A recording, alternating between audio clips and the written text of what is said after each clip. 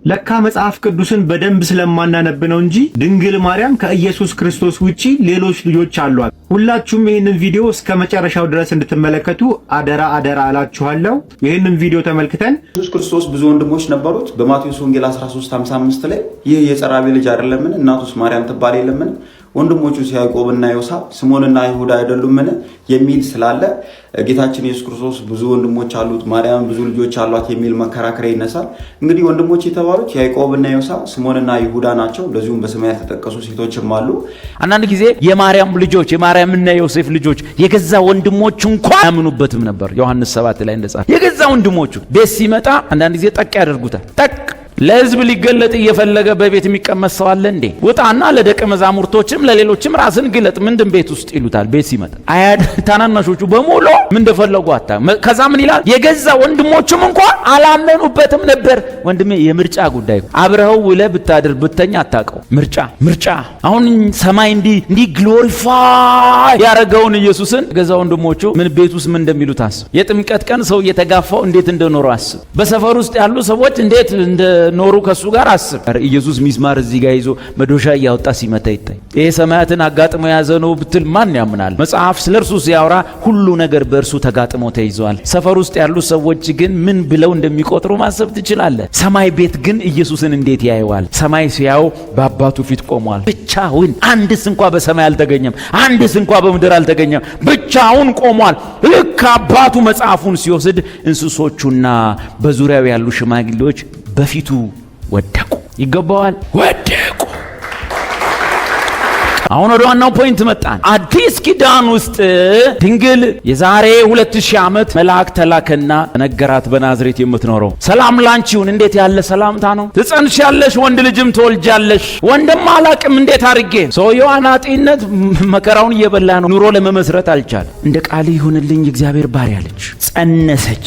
ከአብ በወጣ መልእክትና ቃል ድንግል በድንግልና ጸነሰች። እጮኛዋ ዮሴፍ ጻድቅ ሆኖ በአይሁድ መካከል ሊገልጣትና ሊያዋርዳት ድንጋይ ሊያስደበድባትም ስላልፈለገ በስውር ሊተዋት አሰበ። ሆዷ ሲገፋየ በኋላ በሕልሙ መልአኩ መጣና ዮሴፍ አንተ እንዳሰብከው ከሰው አልጸነሰችምና እጮኛህን ወደ ቤት ለመውሰድ አትፍራ፣ ውሰዳት፣ ያለዚያ ህብረተሰቡ ሆዷ ከገፋ ይወግራት። ዮሴፍ ከሕልሙ እንደነቃ ወዲያው እርግጠኛ ነኝ ሶሪ በጣም ይቅርታ አድርጊልኝ፣ መልአክ መጥቶ ተናገረኝ። አንቺ ታየኛልሽው መልአክ እኮ ለኔ መጣ። ለዚህ ወደ ቤቱ ወሰዳት። እስከምትወልድ ድረስ አልደረሰባት፣ አላወቃትም። ዳት ሚንስ ምንድነው? በድንግልና ጸንሳ መውለድ ያለባት በምንድነው? በድንግልና ስለሆነ እግዚአብሔር የተናገረው ትልቁ ምልክት መፈጸም ስላለ እስከምትወልድ ድረስ አላወቃትም። ከዛ በኋላ ተወለደ። በዛ ብዙ ታሪኩን ታውቃላችሁ። መጽሐፍ እንደሚናገር ኢየሱስ 30 ዓመት እስኪሞላው ድረስ ለሕዝብ አልተገለጠም። በቤት ውስጥ አደገ።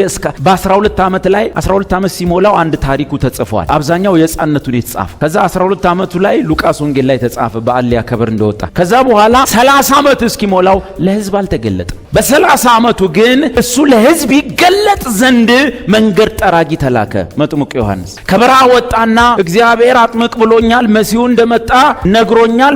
በእርግጥ አላቀውም መሲሁ ማን እንደሆነ፣ ግን አለ ተብያለሁ፣ ለእሱ ነው ማዘጋጃችሁ፣ ልባችሁን አዘጋጁ እያለ ማጥመቅ ጀመረ። በዛ መካከል ከይሁዳ ከገሊላ ከተለያየ ቦታ ከኢየሩሳሌም ከብዙ ምድር ወደ ዮሐንስ ይመጣሉ። የመሲሁን መምጣት ዋዜማ ስለሰሙ ግማሹ ለመፈታተን ግማሹ ለብዙ ዓመት የጸለዩ ጸሎት በቅርቡ እንደሚመለስ አውቀው በዛ ሕዝብ መካከል ዮሐንስ ብዙ ወራት እያጠመቀ ቆየና ከዕለታት በአንድ ቀን ከሕዝቡ መካከል ላይ እሱ አያውቀውም ኢየሱስን። ዮሐንስ ከሕፃንነቱ ወራት ጀምሮ በምድረ በዳ የኖረ ሰው ነው። ከዛ መንፈስን በነገራችን ላይ ፊልም ላይ እንደምታዩት እርግቡ ሲመጣ ወይም መንፈስ እንደ እርግብ ሲመጣ ህዝቡ አያይም። መገለጥ ነው፣ ለዮሐንስ ብቻ ነው። ዮሐንስ እያጠመቀ ቪዥን ያያል። ቪዥን ሲያይ መንፈስ ቅዱስ እርግብ ሳይሆን መንፈስ ቅዱስ እንደ እርግብ ሆኖ በኢየሱስ ላይ ሲመጣ ያያል። በኋላ በሐዋርያት ላይ እንደ እሳት ሆኖ የሚመጣው መንፈስ አሁን የዋህና ትሑት ሆኖ የሚመጣው፣ በኋላ ግን ንስሐ ለማይገቡት ፍርድ ሆኖ የሚመጣው የፍርድ መንፈስ በኢየሱስ ላይ እንደ እርግብ ሆኖ ሲመጣ አየ። ከዛ ምንድነው እግዚአብሔር አለ መንፈስ እንደ እርግብ ሲወርድበት የምታየው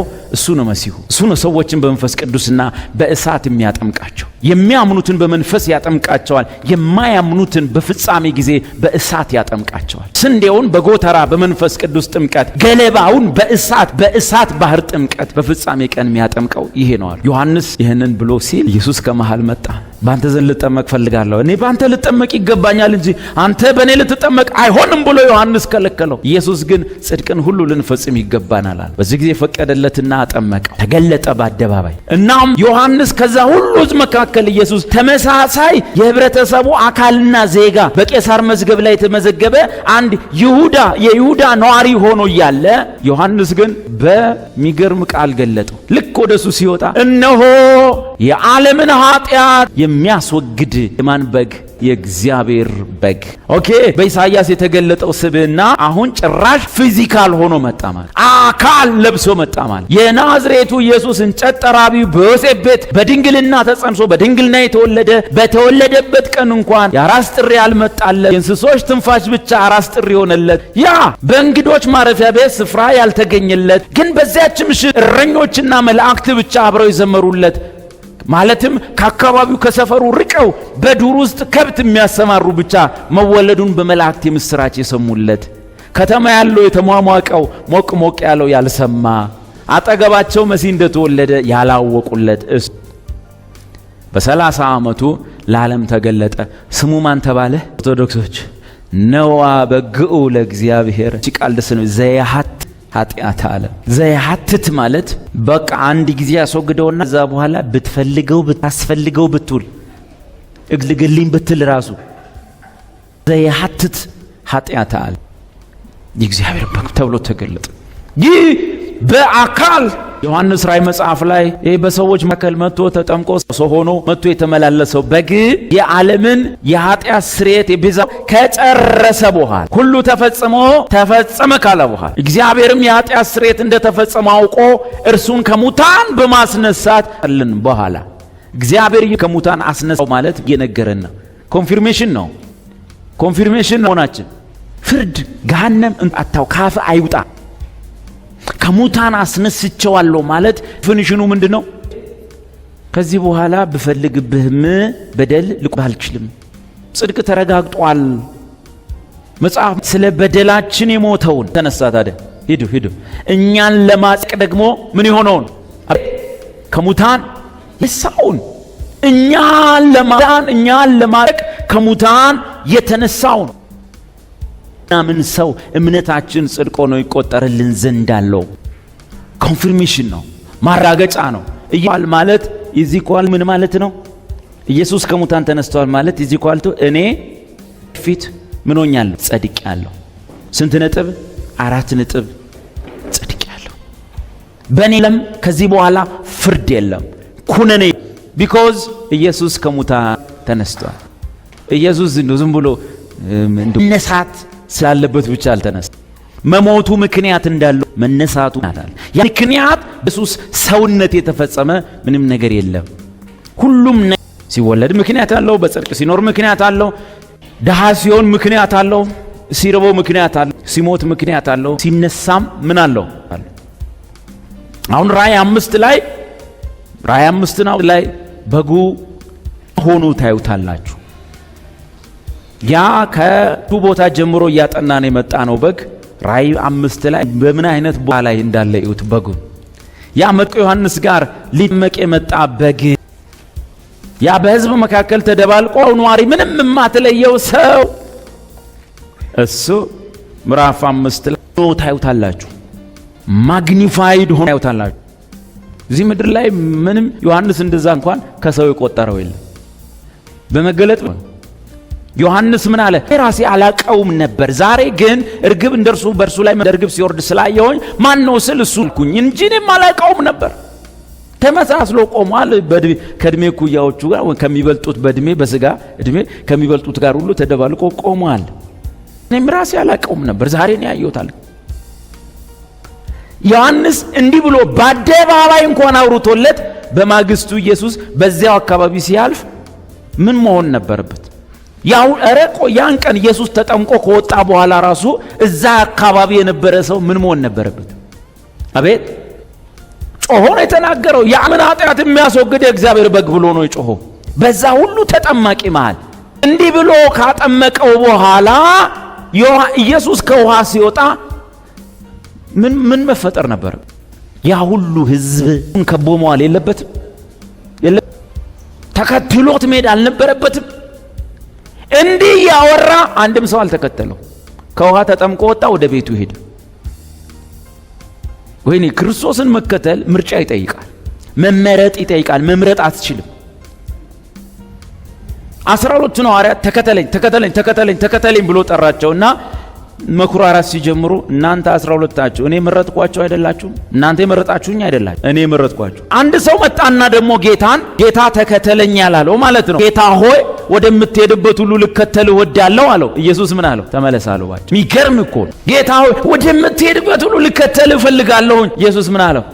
ተመለስ። ቀበሮች ጉድጓድ ያላቸው፣ ወፎች መሳፈሪያ ያላቸው፣ እኔ አንተ እንደምታስበው አይነት ሰው አይደለሁም፣ አላዋጣህም፣ ተመለስ አለው። አንተ በምታስበው ካልኩሌሽን አትከተልኝም፣ ተመለስ። ሰውየው ብዙ ነገር አስልቶ ነው ልከተል ያለ። ተመለስ። ጴጥሮስ ደግሞ ውረድ ከታንኳዬ ጌታ ሆይ እኔ አልፈልግም፣ ከዛሬ ጀምሮ ታንኳይ ላይ እንዳትመጣ፣ በሰላም ልኑርበት አለው። ተከተለኝ አለው ኢየሱስ። አጭበርባሪ ሰው ቁጭ ብሎ ደረሰኝ ገልብጦ እየጻፈ ሌዊ የሚባል ሰውዬ 5 ብር ወደ ኪስ 5 ብር ለመንግስት እያስገበረ ኢየሱስ አየውና ወደደው። ተከተለኝ አለው። ሳውል ኢየሱስን የመከተል ፕሮግራም የለውም። ኢየሱስን ሲያሳድድ የኢየሱስ ተከታይ ሆኖ ቀር። ከምርጫ የሆነ የእግዚአብሔር ሐሳብ ይጸና ዘንድ ርርበል ጠላቴ እዚህ ጋር ሰው የፈለገ ይበልሽ። ምን እሱን አላቀውምና ነው፣ እሷን አላቃትምና ነው። ርርበል መርጦናል፣ ተመርጠናል። ከምርጫ የሆነ የእግዚአብሔር ሐሳብ ይጸና ዘንድ። አየህ እንዲህ ሲሆን የምታጨበጭበው ለእግዚአብሔር ሆነ። ያለበለዚያ ለራሳ ጨብጫቢ እኔ ማለት በዚህ ወጥቼ በዚህ ገብቼ ለራሳ ጨብጫቢ ትሆና። መጽሐፍ ምን ይላል? እንግዲህ ምሕረት ለወደደም ለሮጠም አይደለም ቀረ ከሚምር ከእግዚአብሔር ነው እንጂ። ከቁጥር 1 ልጀምር። ያው ምዕራፍ 4 ላይ ዙፋን አየ ዮሐንስ። ዙፋኑን እንዲና እንዲህ ይመስላል ብለን መግለጥ አንችልም። ያው በቋንቋችን ለመግባባት ዙፋን ማለት መንግስት ያለው አንድ አካል ሲገዛ ማለት ነው። በዙፋኑ ላይ በተቀመጠው ወይም እግዚአብሔር አብ ማለት ነው። በእግዚአብሔር አብ በቀኝ እጁ ላይ በውስጥና በውጭ የተጻፈበት በሰባትም ማህተም ወይም ማሰሪያ የታሰረ መጽሐፍ አየው። ብርቱም መልአክ መጽሐፉን ይዘረጋ ዘንድ ማህተሞቹንም ይፈታ ዘንድ የሚገባው ማን ነው ብሎ በታላቅ ድምፅ ሲያውጅ አየው። በሰማይም ቢሆን በምድርም ላይ ቢሆን ከምድርም በታች ቢሆን መጽሐፉን ሊዘረጋ ወይም ሊመለከተው ማንም አልተቻለውም። ተፈለገ እስቲ አብርሃም የለም፣ እስቲ ይስሐቅ የለም፣ እስቲ ነቢያት የለም፣ እስኪ ታዋቂ የሆናችሁ በየሃይማኖቱ ቤት የምትከበሩ የሃይማኖት መስራቾች የለም፣ እስቲ ከምድር በታች በሲኦል ጥልቅ ውስጥ ያሉ የለም፣ እስቲ ከሰማያት በላይ እልፍ አላፋት መላእክትና አለቆች የለም። ማንም አልተገኘም። መጽሐፉን ሊዘረጋው ሊመለከተው የሚገባ ማንም ስላልተገኘ እጅግ አለቀስኩ። ከሽማግሌዎቹም አንዱ አታልቅስ ደስ አይልም? ሰማይ ቤት ምን ክልክል ነው? ለቅሶ። ዮሐንስ እኮ ምዕራፍ 4 ላይ ና ወደ ላይ ውጣ ተብሎ ሰማይ ሄዷል። ኧረ እዛ አይለቀስም። አታልቅስ ተባለ። ለቅሶ እዛ ምንድን ነው? ክልክል ነው። ሰማይ ቸርቹ ሲወርድም እንዲሁ ነው። አታልቅስ፣ እነሆ ከይሁዳ ነገድ የሆነው አንበሳ እርሱም የዳዊት ስር ዛት ሚንስ የዳዊት ልጅ እያሉት ዳዊትን ታላቅ አረጉ። መጽሐፉ መጣና ኖ የዳዊት መገኛ ራሱ እሱ ነው። የዳዊት ስር መጽሐፉን ይዘረጋ ዘንድ ሰባቱንም ማህተሞች ይፈታ ዘንድ ድል ነስቷል አለኝ። በዙፋኑና አብ በተቀመጠበት ማለት እግዚአብሔር አባታችን በተቀመጠበት ዙፋን በአራቱም እንስሶች መካከል ዛት ሚንስ ዮሐንስ ምዕራፍ 4 ላይ ዙፋን እዚህ ጋር ቁጭ ብሏል። እግዚአብሔር አብ ተቀምጧል። መልኩን መግለጽ ስላልተቻለ በማዕድናት ከለር ሊገልጠው ፈለገ። አልተቻለም። እንዴት እንደሆነ ምን ብለህ ትገልጠዋለህ? አብን ብቻ አለና ጨረሰና ማብራራት ስላልቻለ መልኩ ያው የያስጲድንና የሰርዲኖን የቶጳዝና የልማዝን የቢረሌና የመረግድን ይመስል ነበር አለ። ስለማይገባን ትተዋዋለህ ማለት አይደለ? በቃ ብለህ ትተዋዋለህ። አታውቀውማ። ኢየሱስን ስታይ ነው አብን የምታየው። ኢየሱስን ባላየበት ሁኔታ አብን አንድ ሰው እንኳን ሊያየው አይችልም ብሎ ገለጠው። ዮሐንስም መግለጥ የሚችለው በዚህ መልክ ነው። ከዛስ በዙሪያው ደግሞ እንደዚህ 4 እንስሶች 1 2 3 4 እንስሶች ቆመዋል። ከዚያ በኋላ ከነሱ ዙሪያ ደግሞ 24 ሽማግሌዎች በወንበሮች ላይ በዙፋኖች ላይ ቁጭ ብለዋል። በጉ እዚህ ሴንተር ላይ ነው ያለው። ከዛ መጽሐፉ ምን ይላል መሰላችሁ? አታልቅስ፣ ከይሁዳ ነገድ የሆነው አንበሳ እርሱም የዳዊት ስር መጽሐፉን ይዘረጋ ዘንድ ሰባቱ ማኅተም። ቁጥር 6 በዙፋኑና በአራቱ እንስሶች መካከልም በሽማግሌዎች መካከል እንደ ታረደ በግ ቆሞ አየሁ። አይደለም? ይህም በፊት ፓራዶክስ ላይ ተምረናል። እንደ ታረደ በግ ወድቆ አየሁ አይልም አይደል? የሰፈር በግ ቢሆን ምን ይሆናል? እንደ ታረደ በግ ምን ሆኗል? የታረደ በግ ይቆማል ይወድቃል? ይወድቃል። እንደታረደ በግ ወድቆ አየሁ አይልም መጽሐፉ። እንዴት እንደሆነ በሰማይ ቋንቋ ነው የሚያወራው። ክርስቲያን ደግሞ መንፈስ ቅዱስ ሲኖረው የሰማይ ቋንቋ ይገባዋል አይደለም? በቃ በድርቅና በስማም እንደታረደ እኮ ቆሞ አየሁት። እንደታረደ ወደቀ ነው ቆመ። ኧረ ካልታረደ ይወድቃል፣ ከታረደ ይቆማል። ሰማይ እንዲህ ነው የሚያወራው። እንደታረደ በግ ወድቆ አየሁት ሚል መስሏል። ምን ብሏል? ቆሞ አየሁት። ግራመሩ ልክ ነው አይደለም? የት መሬት ላይ እዚያስ ልክ ነው። እግዚአብሔር እንዲህ ነው የሚያወራው አይደለም? በቃ ቆሞ አየው። የፈለኩት ይሄንን ነው። መታረዱ ምናምን ጋር አይደለሁም። በጉ እንዴት እዛ እንዴት እንደገነነ ላሳያችሁ ብዬ ነው። እንዴት ግሎሪፋይድ እንደሆነ ያ ጥምቀት ቦታ ላይ ሰው መሃል ተደባልቆ ሰው ያለየው፣ እዚያ ግን እንዴት ግሎሪፋይድ እንደሆነ ነው ላሳያችሁ የፈለኩት። እንደታረደ በግ ቆሞ የታየ አቤት እዛ ሰው መሃል እልፍ የሆነ የእስራኤል ሕዝብ መካከል ሊጠመቅ የመጣው ያ ሰማይ ግን የት ጋር ቆሟል? በዙፋኑ ፊት በእንስሶቹና በ24ቱ ሽማግሌዎች መሃል መላእክት የማይቀርቡበት ክልል ውስጥ በዙሪያው በሩቅ የእልፍ አላፋት መላእክት ድምፅ ይሰማል። በዚህ ግሎሪፋይድ በሆነ ስፍራ ላይ ግን በጉ በአባቱ ፊት ቆሟል። ምን ይላል? እንዴት ግሎሪፋይድ እንደሆነ በሽማግሌዎች መካከል እንደታረደ በግ ቆሞ አየሁ። 7 ቀንዶችና 7 ዓይኖች ነበሩት። ማለት ሙሉ ኃይል አለው። ደግሞ የአምላክ ዕውቀት አለው። ሙሉ ዕውቀት አለው። 7 ቀንዶችና 7 ዓይኖች ነበሩት። እነርሱም ወደ ምድር ሁሉ የተላኩ የእግዚአብሔር መናፍስት ናቸው። ዛት ሚስ የእግዚአብሔር ዕውቀት ማለት ነው። መጥቶም በጉ ማለት ነው። መጥቶም በዙፋኑ ላይ ከተቀመጠ ከአባት ማለት ነው። ከዚያ ከቀኝ እጁ መጽሐፉን ወሰደው። መጽሐፉን በወሰደ ጊዜ 4ቱ እንስሶችና 24ቱ ሽማግሌዎች በበጉ ፊት ምን ሆኑ? አቤት ምን ሆኑ? ወደቁ። እዛ ጥምቀት ቦታ አስበው፣ በጉን ጥምቀት ቦታ አስበው። ስንት ሰው እየተጋፋው የሆነ የቆመው በዚህ እንትና እባክህ አሳልፈኝ ማን አንተ አንዳንዱ ትከሻው መታ አድርጎ ታሳልፈ ከባድ ነው አይደል? አውቀውትስ ቢሆን የክብርን ጌታ ባልሰቀሉት ነበር። ዮሐንስ ግን ያን የተጎሳቆለ በሰው መካከል የሚኖረውን ሰው ምን ብሎ ነው ያየው? በመገለጥ ሲያቀው በተራራው ላይ ሲያው ምን አለ? አንድ ልጅ በአባቱ ዘንድ ያለውን ክብሩን አየን ይላል። ሰፈር ግን አያውቀውም። አንዳንድ ጊዜ የማርያም ልጆች የማርያምና የዮሴፍ ልጆች የገዛ ወንድሞቹ እንኳን ያምኑበትም ነበር። ዮሐንስ 7 ላይ እንደጻፈ የገዛ ወንድሞቹ ቤት ሲመጣ አንዳንድ ጊዜ ጠቅ ያደርጉታል። ጠቅ ለሕዝብ ሊገለጥ እየፈለገ በቤት የሚቀመጥ ሰው አለ እንዴ? ውጣና ለደቀ መዛሙርቶችም ለሌሎችም ራስን ግለጥ። ምንድን ቤት ውስጥ ይሉታል። ቤት ሲመጣ ታናናሾቹ በሙሉ ምን እንደፈለጉ አታ። ከዛ ምን ይላል? የገዛ ወንድሞቹም እንኳን አላመኑበትም ነበር። ወንድሜ የምርጫ ጉዳይ አብረኸው ውለህ ብታድር ብተኛ አታውቀው። ምርጫ አሁን ሰማይ እንዲህ ግሎሪፋይ ያደረገውን ኢየሱስን ገዛ ወንድሞቹ ምን ቤት ውስጥ ምን እንደሚሉት አስብ። የጥምቀት ቀን ሰው እየተጋፋው እንዴት እንደኖሩ አስብ። በሰፈር ውስጥ ያሉ ሰዎች እንዴት ኖሩ ከሱ ጋር አስብ። ኢየሱስ ሚስማር እዚህ ጋር ይዞ መዶሻ እያወጣ ሲመታ ይታይ። ይሄ ሰማያትን አጋጥሞ የያዘ ነው ብትል ማን ያምናል? መጽሐፍ ስለ እርሱ ሲያወራ ሁሉ ነገር በእርሱ ተጋጥሞ ተይዟል። ሰፈር ውስጥ ያሉ ሰዎች ግን ምን ብለው እንደሚቆጥሩ ማሰብ ትችላለህ። ሰማይ ቤት ግን ኢየሱስን እንዴት ያየዋል? ሰማይ ሲያው በአባቱ ፊት ቆሟል። ብቻውን አንድስ እንኳ በሰማይ አልተገኘም፣ አንድስ እንኳ በምድር አልተገኘም። ብቻውን ቆሟል። ልክ አባቱ መጽሐፉን ሲወስድ እንስሶቹና በዙሪያው ያሉ ሽማግሌዎች በፊቱ ወደቁ። ይገባዋል።